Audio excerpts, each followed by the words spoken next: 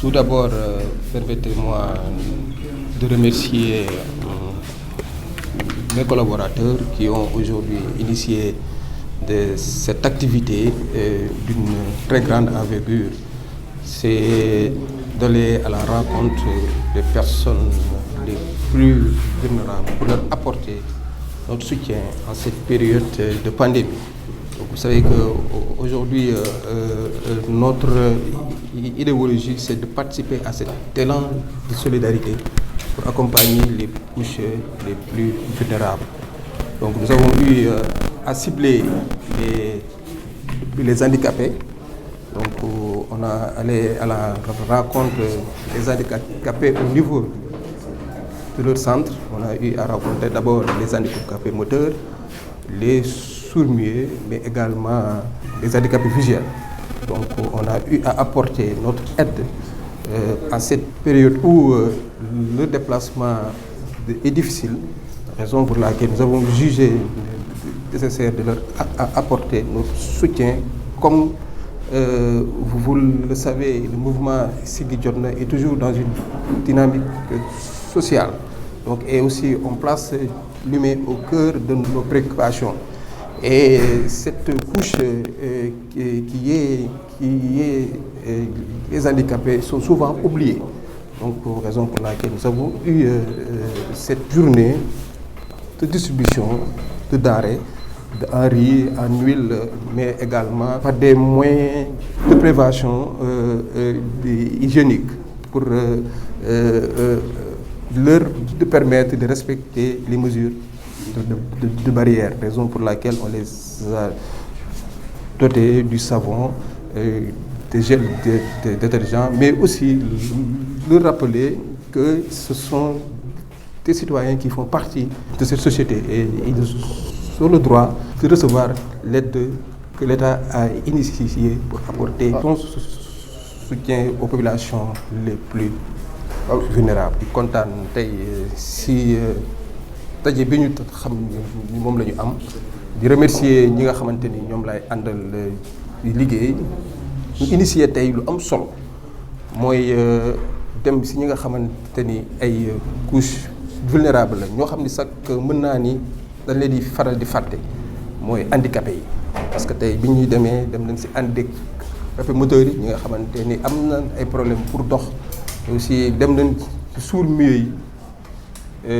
Mais également dem nañ si ñi nga xamante ni du ñu gis ngir que dem xool recueillir seen i préoccupation xool ñoom lan mooy seen i jafe-jafe ndaxte dañu nekk période bu xaw a doy waar période de pandémie. Donc tey ñoom ñu nekk ay nit ñoo xamante ni tey pandémie bi dafa xaw a jouer ci lu bëri si seen activité yoo xamante ni moom lañ doon am.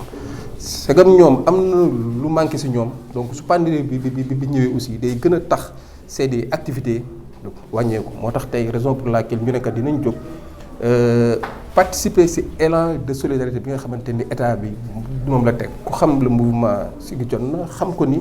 action sociale la jiital te aussi dafa teg l'homme au devant de ses préoccupations moo tax tey ñu ne kat les handicapés ci société bi la ñu bokk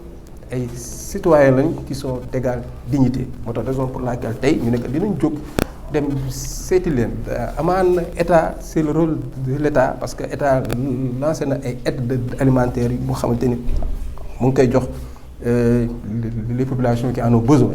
mais nag dañuy xam ni kat ñoom peut-être ba léegi egseegul ci ñoom raison pour laquelle moo tax ñu ne dinañ jóg jël suñu doole pour dem taxawu leen ndaxte ñoom kat mënuñu dem mënuñu dikk te wax nañ leen ñu toog pour respecter les mesures barrières mais soo waxee aussi koo xamante ni handicapé la mu toog pour respecter les mesures barrières te amoo ay jumtuwaay yoo xam ni moom nga ko dox je pense que ni loolu dina xaw a am ay jafe-jafe. moo tax tey ñu dem yóbbu leen ceeb yóbbu leen dëwlin aussi yóbbu leen ay mesures de prévention ay gel ay masques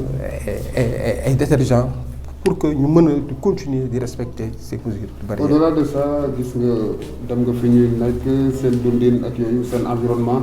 est-ce que foofu amul matière à réfléchir ñu gën a dimbali vraiment pour seen condition de vie gën a baax. waaw je pense que ni loolu moom ñun dañoo touché parce que tey ñun bi ñu demee fekk leen ci seen centre yi ñu nekk ndax xam nañ ni am nañ ay jafe-jafe infrastructure d'abord fu ñu nekk parce que ñoom kat ay nit ñu brave lañ parce que seeni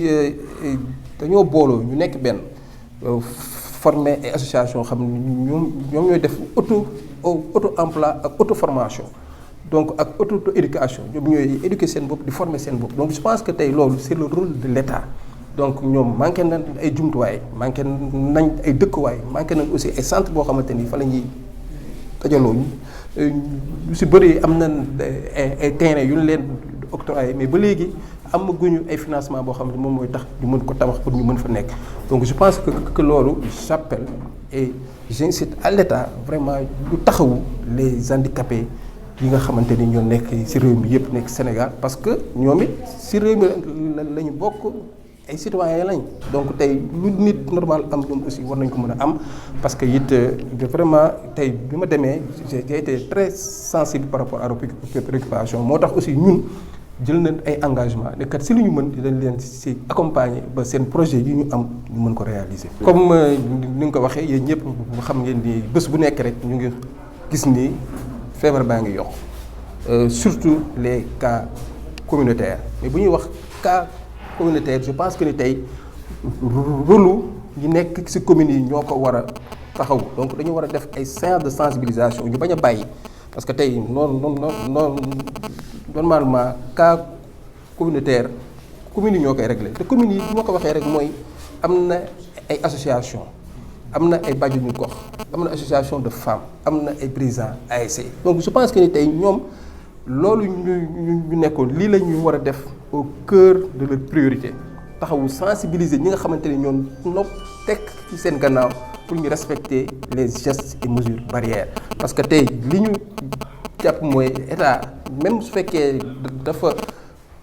bàyyi yëpp bépp contrainte bu tegoon population bi je pense que ñun waruñu relâcher dañu war a jàpp voilà surtout tey fi ñu jëm mooy fête tabaski nit ñi tey ñu ngi jóg di dem et de suite mais nañu continuer di respecter la distanciation sociale mais aussi di éviter le rassemblement donc maa ngi lancer un appel di ñaan waa Thiès ñëpp képp koo xamante ne rek acteur nga continuer ci sensibilisation mais aussi di wax waa Thiès ñu xam ni feebar bi lu am na lu bëri loo xamante ni da ko gàllankoor ci dëkk bi ñun ñoo war a ko xeex te xeex bi yëpp mooy booloo ñu nekk benn xeex ko benn yoon mu jeex. di sant yàlla nag ci tournée bi yàlla nañu ko commencé ci bismillahi rahmaani rahim jeexal na ko ci alhamdulillahi rabbil alamin waaye lii mu def nii loolu la Seydina Ousmane defoon ba tax yàlla ni ko Ousmane mënatoo maa def lu ma naqar yi muy jafe-jafe am nit ñi am problème lu ñu lekk mu jënd ceeb jënd diwlin ñëw jox ko nit ñi loolu la Seydina Ousmane defoon ba yonent bi sallallahu alayhi wasallam fanaane julli di ko ñaanal yàlla ni Ousmane mënatoo maa def lu ma naqari kon jéey jàppal ne sa jëf ji rëy na lool yàlla na ko yàlla yéegal ci maqaama ya mu yéegaloon jëfe Seydina Ousmane jooju yàlla fay la ko ci sa njaboot fay la ko ci mouvement bi nga xamante ni moom nga jiite ba li nga ci bëgg nisal ko ci yàlla am na ko yàlla na ko yàlla def jàppal ni li nga def rëy na ñi ngi ko defal gis nañ ko te ci kàttanu yàlla du ñu toogaan mukk ay fan ci kanam te doo xam ni jëf ji kat boo yëgoon bu yàgg nga ko doon jof loolu mu ngi ci sunu kanam balaa yàgg dara di nga ni bu ma yëgoon bu yàgg laa doon jóg dem ci handicapé yi taxawu leen parce que soxla nañ ko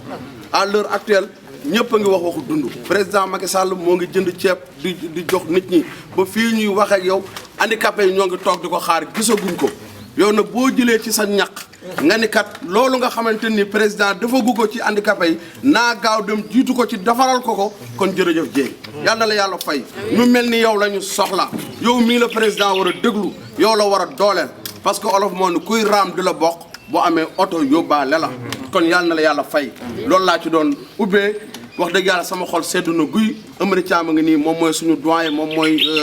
directeur centre bi lépp loo xam ne wax na ko ci ak ñi mu àndal rek day daal di doy sëkk. wax ji yëpp mat na wow mënta weesu Congo waaye benn mbir rek moo ci nekk loo xam ne dëgg cri de cœur la muy sama xol bi dama ko ciy tibbee soo xoolee centre bii ak dëkk ba fa mu toll sore na trop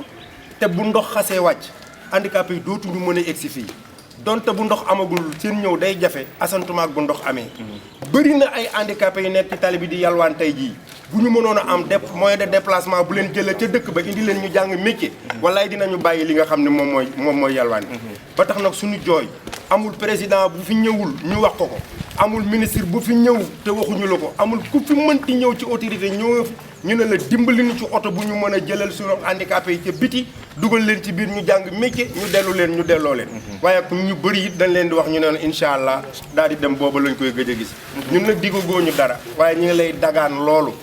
ci mën a jàppale ngir handicapé yi mën a ñëw jàng métier delluwaat seeni kër ci oto bu leen mën a yóbbu ñoo ngi la koy ñaan maa ngi jéggalu di baalu ak yàlla na la yàlla fay.